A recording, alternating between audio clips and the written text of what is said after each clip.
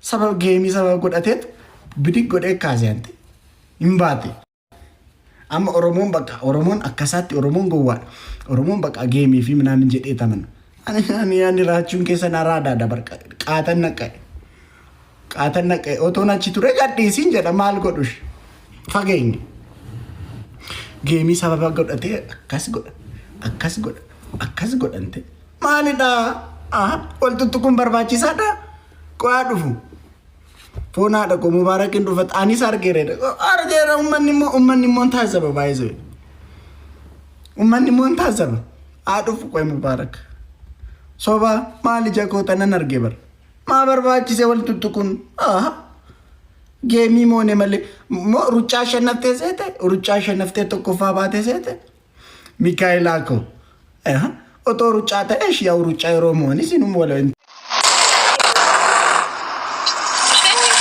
Thank you. Tapos naman nila yun.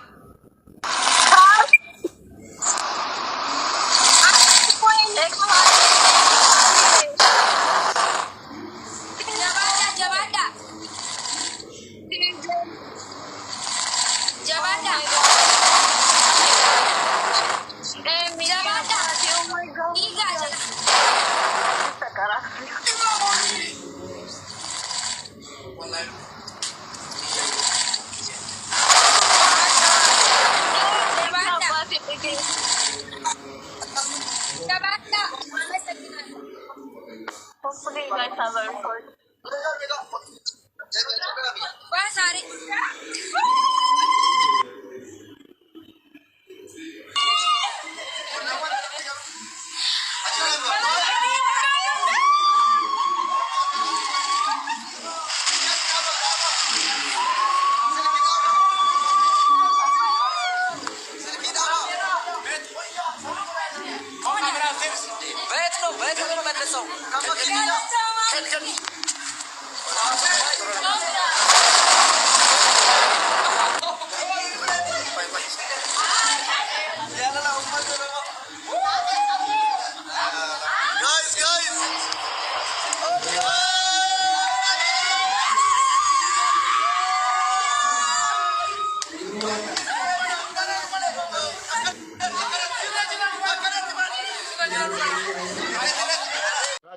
Makini baay'ee jaalatti baay'ee kabajji ani siidhaaf nama addaati ani siidhaafi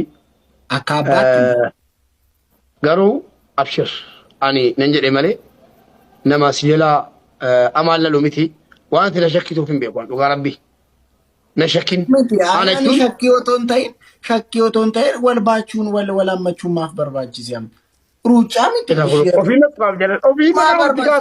sababa godhattanii atis mucaan inni radii jedhamus sababa godhattanii akkas jedha waanuma dubbistan fakkaatanii akkas goggootu maa barbaachise chunkoo ani gammachuudha ani hin baanne bari baachuu qaban ture sila akka seeraatti akkuma aslii sana baachuu qaba gammachuun walaammachuudhaan ibsama.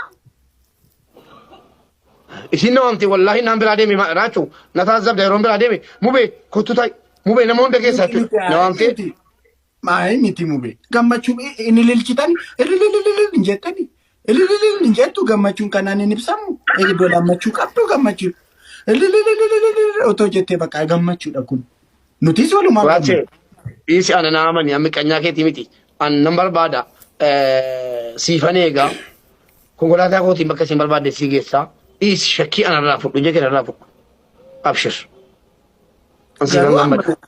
ani bar xirixaare otoon ta'in gammachuun karaa baay'eetti ibsamaa jedheen amma fakkeenyaaf ani gammadeera jedheen ollaan koo hostasiidhaan dubartii bareeddu jira ollaan koo ani gammadeera jedhee deemee shammadheera hin ammanne manuma koon taa'e gammachuu ibsachuuf bar wal ammachuun barbaachisaa miti. Otoo barbaachisaa ma reediin immoo intala tokko makii bira teessi yeroo si taphattu yeroo si mootee kaatu fiigee dhufe nama shabbi godhee intalatti ol fuudhee akkasitti bakka intalitti amma mirga isaati yoo barbaade fudhee yoo ajjeesu. Ma makiiso yoo misire makiisa achirraa kan butee fuudhee isaan bilbilaa hojii. Isatu naabbasaa caaqaan isatu naabbasaa caaban. Reedii yoo